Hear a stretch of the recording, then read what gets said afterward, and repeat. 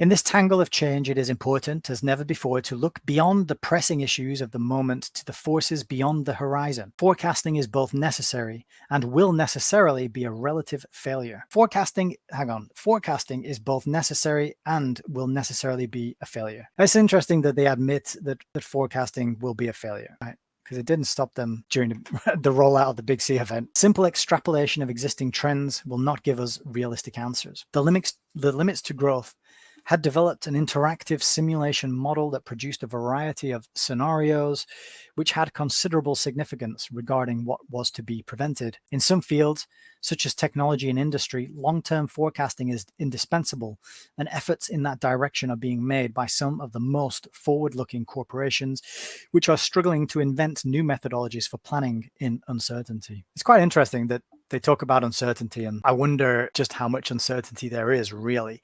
I feel like the double meaning is what they're actually talking about. They've got so much of the systems and the plans locked down and defined already that when they talk about uncertainty, I feel like they're just talking about the elements that they haven't yet got a full grip over, and that they're uncertain from their point of view as world controllers and planners. But of course, mentioning uncertainty makes other readers be like, yeah, things are a bit uncertain and we don't know what's going to happen.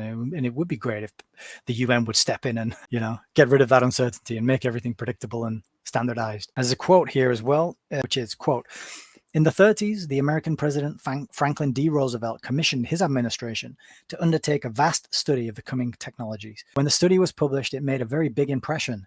Indeed, it was enthralling. There was just one problem.